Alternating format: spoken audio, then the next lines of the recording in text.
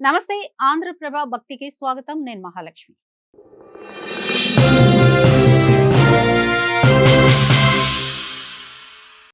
Asia అతిపెద్ద గిరిజన జాతర మేడారం హుండీల లెక్కింపు ప్రారంభమైంది. హుండీల లెక్కింపునకు 10 రోజుల సమయం పడుతుందని భావిస్తున్నారు. రెండేళ్లకోసారి వచ్చే ఈ మహా జాతర గత నెల 28 నుంచి 31 వరకు జరిగింది. సమ్మక్క సారాలమ్మలను కోట్లాది మంది భక్తులు దర్శించుకున్నారు. జాతరకు నెల రోజుల ముందు, జాతర అనంతరం మరికొన్ని రోజులు మేడారంను భక్తులు సందర్శిస్తారు. ఈ మహాజాతర హుండీలను హన్మకొండలోని టీటీడీ కళ్యాణ మండపానికి తీసుకువచ్చారు.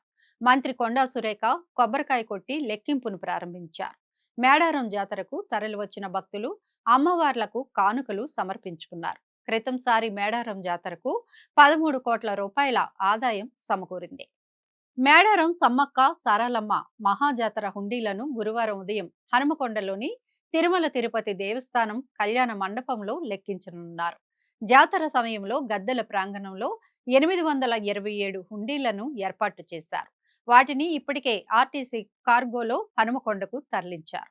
నగదు, బంగారు, వెండి, విదేశీ కరెన్సీలను లెక్కించి అక్కడే బ్యాంకులో డిపాజిట్ చేయనున్నారు. ఈ ఆదాయం నుంచి పూజారులకు ప్రభుత్వం వాటా ఇస్తోంది. ఇక మేడారం వనదేవతల మహాజాతర క్రతువు ముగిసింది. తిరుగువారం పండుగతో మొత్తం ప్రక్రియ పరిసమాప్తమైంది. ఈసారి సమ్మక్క సారక్క జాతర గతంలో కంటే ఘనంగా జరిగింది. భక్తులు రికార్డు స్థాయిలో మేడారానికి వెళ్లి ముడుపులు, మొక్కులు తీర్చుకున్నారు. నెల రోజుల ముందు నుంచే భక్తుల తాకిడి పెరిగింది.